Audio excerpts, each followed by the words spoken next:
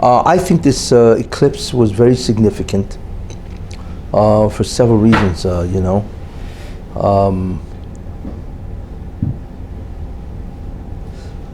This was a likoi hachama. It was an eclipse of the sun. And the Gemara says that likoi hachama is a bad siman to goyim. It's very bad. It's a bad indicator to the non-Jews. And I think ultimately with them, and not only that, but you also have to look where the eclipse occurred. The eclipse occurred over the United States, which is very rare. But it occurred over the entire continental United States.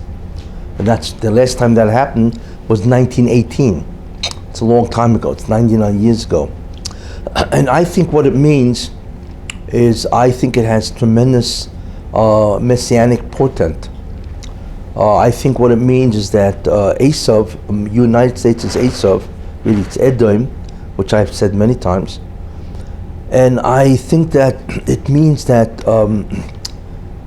that Edom as the major protagonist against the Jews, because that's really the major, what's called the klipa, or the major shibud that the Jews have had for the last 2,000 years, even longer, has been from Esav or Edom. And I think in a certain sense, it means that their ability to obstruct the Jews spiritually, I think hopefully that it means that it's coming to an end. And so that's the first important idea, is that the eclipse is a judgment against Esav in a certain sense, and that to end their ability to interfere, to obstruct the Jews from really becoming spiritually oriented. That's the first thing. Second thing I feel is that it's a judgment against what's called the evil of Esav, the Ra sheba Esav. Because remember, there's a Tov sheba Esav, there's a good part of Esav, which I had mentioned many times. There's also an evil part of Esav, and that what that means is, so therefore that this is a judgment against the evil of Esav, and that the good part of Esav will now be able to dominate. And of course, I had spoken extensively about what's happening in America, the concept of Trump as representing the good part of Esav, and the other people, the media, the liberals, the Democratic Party, even the Republican Party, all of them are really in many ways the evil of Esav, the whole establishment. And I think that this eclipse also means that the evil of Esav will also be terminated. And therefore the good of Esav, that Esav, America, will now assist the Jews. It's not just that they themselves will become good, but they will assist the Jews to really become spiritual. And that's really what Esav is. If you remember, I once said quite a while ago that Esav has two jobs, one of two jobs. What he became was evil, so it was Rav Ya'aved Zo'ir, that Esav will do what? Will persecute the Jews, because in the Chumash it says Rav Ya'aved Zo'ir. In the prophecy that Rivka got, it says that the older will serve the younger, but the Medrash says you can read Ya'aved since there's no punctuation in the Torah, and therefore Ya'aved, what should have been, that's called the Tov sheba Esav, instead became Rav Ya'aved Zo'ir, that the older, which is Esav, will persecute the Jews. And we all know that the Jews can do the tikkun in one of three ways: mitzvahs, commandments, tshuva, repentance, or yisurin, suffering. And what it means, therefore, is that Esav took on the job of Ya'aved, which is the yisurim, that when the Jews need to do the tikkun through suffering, Esav will be the primary agent to do that. So he's still doing the tikkun, interestingly enough, but he has now become the enabler, so to speak, of the Jews to do the tikkun, to rectify the creation through suffering or yisurim. And I believe that this eclipse now changes it from a spiritual standpoint, that the Baruch Hashem will allow Esav to become Ya'avoid, which means he will now serve the younger, which means that things will look very good for Eretz Israel to begin a spiritual ascent. And that this is so therefore this eclipse signifies a judgment against the evil of Esav, not Esav per se. It's almost like the eclipse, if you looked at the map, it split the United States in half. Did you remember the map? Starts from Oregon, and it goes mamish right down the United States from northwest to southeast. It just splits it in half. You see, so that 1919 did the same thing. I don't know what the path was, but this was it's like it split the United States in half, as to say that the evil of Esav, which is half, is out, and the good of Esav is in. It's an interesting concept, the concept of split and so on. You know, there's so I think that's really what it portends, is that the domination of Esav as somebody who's Ya'aved, who makes the Jews suffer, hopefully that means it will be over. And now the assistance of Esav, which is Ya'avoid, where Esav will assist the Jews, okay, now becomes activated. And I think that eclipse signifies that change. And that's the bad thing to Americans. No, it's not. It's bad for the evil of Esav, but not for Esav per se. Exactly, you know. There's a tremendous remez. I was speaking to my son, Shmuel Kesson, and he's incredible in Ramazim. So he told me, he threw me a couple of Ramazim. I thought they were very interesting. The eclipse started in Oregon. If you know where it started from Oregon, it entered the United States through Oregon. So he told me that Oregon is the if you spell it in Hebrew, it's Organ, Or Hagan, the light of the Garden of Eden. You know, Or Hagan, Oregon, Organ, you know, the light of Gan, which is the light of the Gan Eden. So that I found was a very interesting remez. Another one was where it entered, and it passed Salem, Oregon. You know what Salem is? Sholem is Yerushalayim in the Torah. Melech Sholem, remember that? And the Sholem is really Yerushalayim. So it passes through Salem, which is Sholem, which is Jerusalem, which means that the Messianic light will begin to appear in Yerushalayim. I thought that was very interesting. And then he told me, well, there are other ideas, but that it was Oregon. Oregon was the 33rd state to be accepted to the United States, the Union. And if you look at the 33rd word in the Torah, it's Toiv. And we know that Toiv, the Torah is Toiv. So that's a very good idea, and so on. And that where do we find an eclipse in the Torah, where it says that the Moshe made two great luminaries, and then says, well, for oisos, for signs, for holidays, and so on. And the oisos, Rashi says, is the eclipse. There will be for signs. So if it's a eclipse of the sun, it's bad for the goyim, and if it's eclipse of the moon, it's bad for the Jews. You know, and he told me that the word oisos is the 172nd letter of the Torah. And there's 172nd letter since the beginning of Bereshis.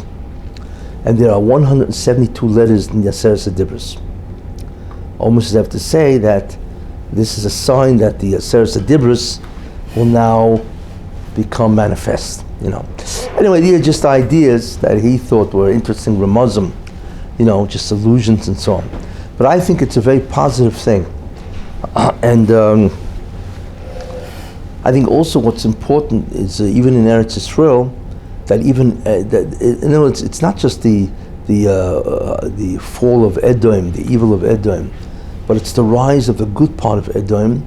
But at the same time, it seems also that there will be a tremendous fall of the Erev Rav, because that really has to accompany.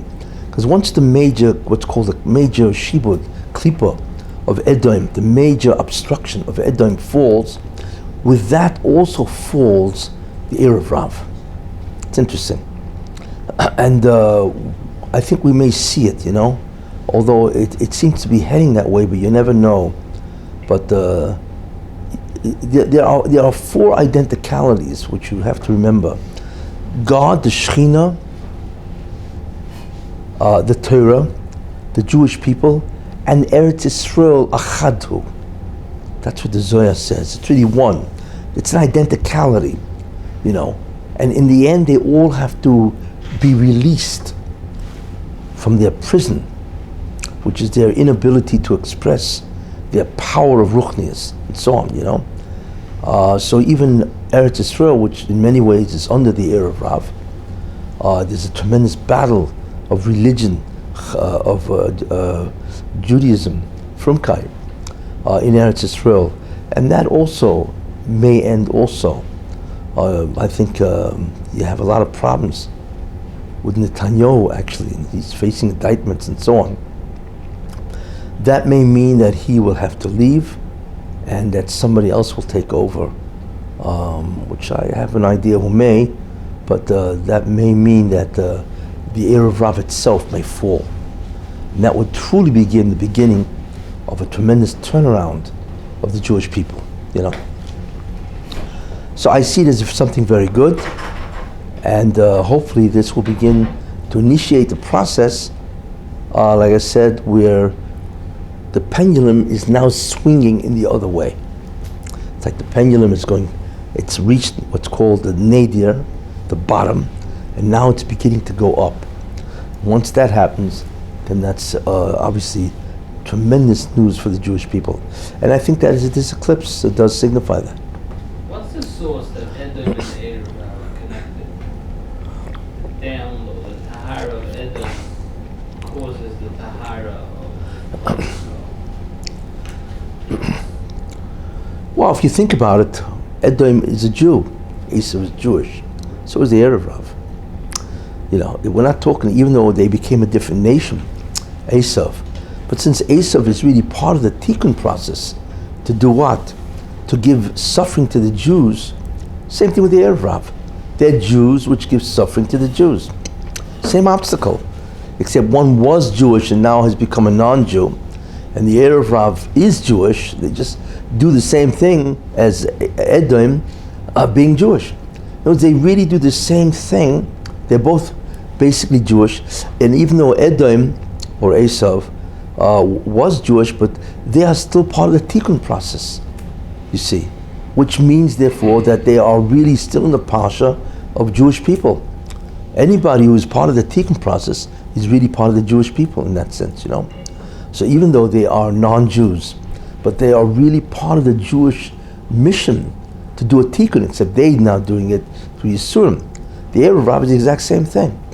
They are Jewish people, but their job is to obfuscate and to serve as a tremendous obstacle for Jews to be able to do mitzvahs.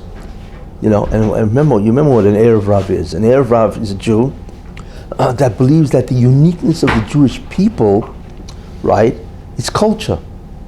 Being an Israeli, it has nothing to do with the bond, the unique bond between God and the Jewish people, which is called the Torah. That's what an Erev Rav is. You see, and so therefore, in that sense, they are really spiritual brothers, so to speak, that are trying to destroy spirituality. You see. In any case, I think that's really what's going on, and we have to wait, have to see what's happening. You see. It was a massive, the person of it, was a massive, was a proportion of the person, like the whole world saw it. It's the greatest. Yeah, it's like it's the greatest astronomical event ever observed by hundreds of millions of people. I mean, there's somebody in this room. Did anybody who saw the totality? Javi, tell us what you saw. Okay, so the pictures don't do justice. It basically. You saw totality. Pictures. It was a siyata d'shmaya. The pictures show a black circle with kind of a white mist around it, but that doesn't do it justice at all. basically, first of all, there was a lot of siyata d'shmaya because it was also very cloudy. I mean, it was partially cloudy, but the clouds. I was in South Carolina. Just before the eclipse, it cleared out. The pictures again show a dark circle with, you know, a mist around it, or you know, fluffy. The corona, yeah. Corona around it, but what it really looks like is, you know, let's say the sky a half an hour after Shkia, half an hour after sunset. The sky is, let's say, a darkish blue. You have a, you know, the reds and the oranges of sunset are, you know, at the horizon, 360 degrees around you. The sun itself looks like a very deep black circle. Around the circle is a ring, a well-defined ring that is a silvery, it's a silvery, bright, well-defined moonlight. But it's, you know, multiplied by, imagine moonlight, a silvery moonlight multiplied by 10. It was brilliant. And out of that came these well-defined, again, silvery white rays of the corona. And I just couldn't believe what I was seeing, because, you know, I'd seen pictures and they did not prepare me for it. And it was just something that was more than magnificent. Magnificent doesn't really describe it either. It was magnificent. It's the process, you know, I saw the same as everybody else, a partial eclipse, you know, when I wore the glasses. And then when the sun disappears, you take off the glasses or you can't see anything. And that's where you really understand that there's a shine to it. And another interesting feature is before and after, there's something called the diamond ring effect, where, you know, it's pictured again, people have taken pictures of it. It's again, you know, kind of poorly defined ring with kind of a blob, but what it really looks like is a well-defined ring, again, with the silvery white shine with, you know, just a burst of light at one end, and it, you know, kind of looks like a diamond ring. So you have that whole effect from, you know, at one end you have the diamond ring, then this brilliant sunburst of you know, the eclipse itself, and then the diamond ring effect again, and it was just completely magnificent. Thank you. So stars. That's what we missed. We saw stars, yes. But not many, but, you know, right after sunset, you know, sometimes you see some of the stars come out. But yes, we saw. Yeah. Okay, the next one is in April 8th, 2024, and it's going to go, I think, start from Texas and go across from south to north, south to west, goes to northeast. It's going to go over Pennsylvania and over western New York, which is Rochester. So everybody's going to drive there. Yeah. You know, everybody, the whole East Coast is going to go. You know, so you got to wait 7 years. Book your hotel. What? Book your hotel. Book your hotel, yeah. Interesting 7-year span between the two. Yeah, Why is the moon representing the Jews? yeah. Blocking the sun, which represents Asaph? Is that what it is? Yes, yeah. Yeah, the moon, the whole concept of the moon represents the Jewish people, because the moon is a astronomical body that what's called waxes and wanes. It disappears, it gets brighter and brighter, then it begins to get less and diminishes, and it just disappears. The Jews are the same thing. In different generations, the Jews get more and more spiritual, you know, and in other generations, they get worse and worse and worse, and so on. So the moon really symbolically represents the Jewish people. And the moon does not reflect its own light. The moon, therefore, the Jews don't reflect their light. The light that the Jews reflect is the Shekhinah. Same idea, you know, there are many, many parallels to the symbolism of the moon that it represents the Jews, and so on. Well, the sun is always stable, so the sun represents the Goyim. So vis-a-vis these two, you have that, you know. The sun really represents the Shekhinah, but in a certain sense, the stability, in terms of never diminishing or growing or whatever, it represents Goyim and so on, you know. Anyway, I mean, there's different things you can talk about. the symbolism of the moon represent the Jewish people. That's basically it, you know. Okay.